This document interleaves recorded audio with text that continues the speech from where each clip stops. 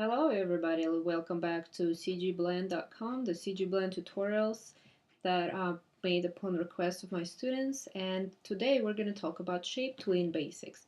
Basically how to create a very simple shape tween in Flash CS5.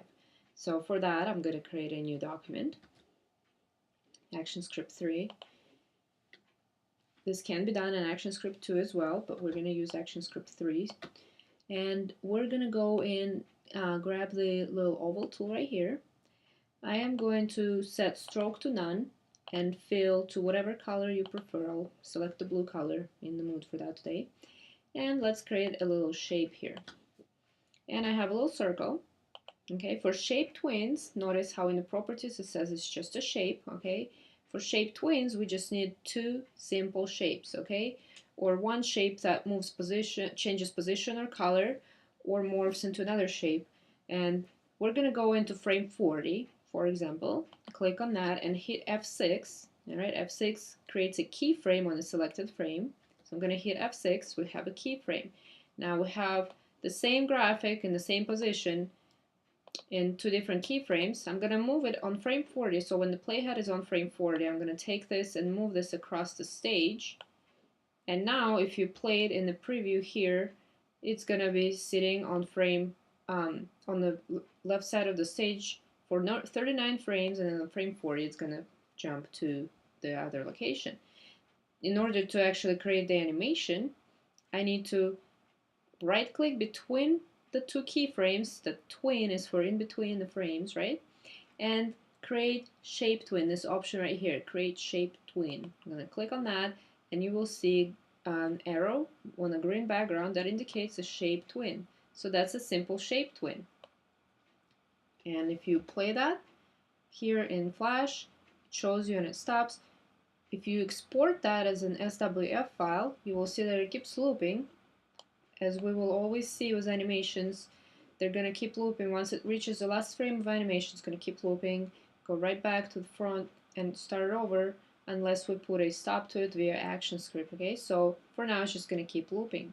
Well, we can do way more than just moving the shape around. We can also change color of the shape. Now, there is no need to delete the shape. We can just select the shape on that keyframe and change the color, and it will see that the color morphs. So let's say it's changing from blue to orange. And watch that.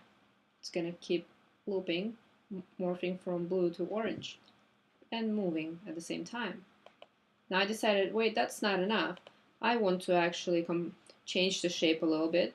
So I'll change it a little bit. Maybe you want to stretch it, or maybe you want to make it bigger overall. Put it off the stage if you want. Whatever you want to do, that's actually going to morph the shapes, and it creates a nice little transition or tween. So that's frame 1, frame 40, and the tween that happens in between the frames. Now I decided, wait a second, I want to, change the shape even more. I want it to look like that. It will actually still work as long as our shapes on both ends are simple shapes. And to check that, you can click on your shape and check in the properties here. It says shape. It says shape right here as well. So as long as I have two shapes, it's going to work. I can completely wipe out the shape and create a totally different shape, a rectangle shape right here. And that will morph as well. Notice, however, that when I delete that portion, we have a broken tween that just simply indicates that that's not going to work because there is not a simple shape sitting on the other side of the tween. I could put text in there. Let's say we'll put CG blend. What else can I put, right? CG blend. And you will see that it hasn't fixed it because in properties, if you click on your text, it actually says T here, which is text. It is not a simple shape. I need to break that element down to a simple shape, so I'm going to hit Control B. Okay, Control B gave me individual letters.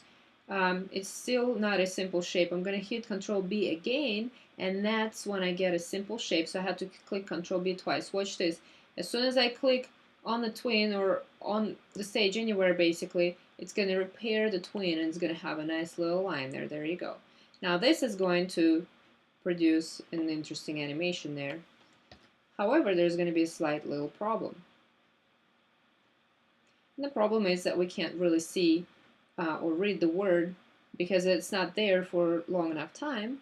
What I'm going to correct in going to frame 80 and hitting F5, which is going to just keep that word visible for the rest of the frames until 80. And then it's going to loop and repeat. So it's going to sit there for a little bit and then go back to the animation. Okay. If you want, you can hit F6 there to have it visible there to be red, and then morph it into a different shape or into a similar shape, or have to go back. So whatever you want. So I'm going to create a keyframe on frame 120, and I'm going to take this and delete it. I'm going to get an oval tool, and let's say a different color this time again.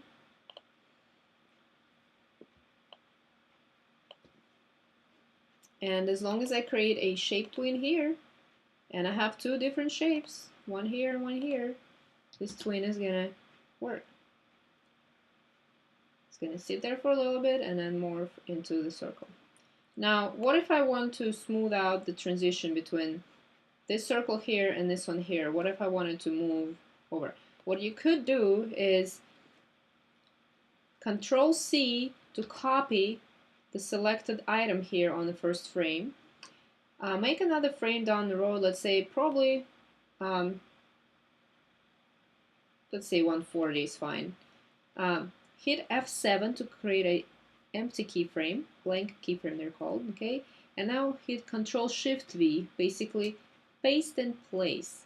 And now add the tween in there, shape tween, and you will see that it actually returns to its own, the initial position. There you go. So that's the basics of shaped tweens in Flash. Please let me know if you have any questions.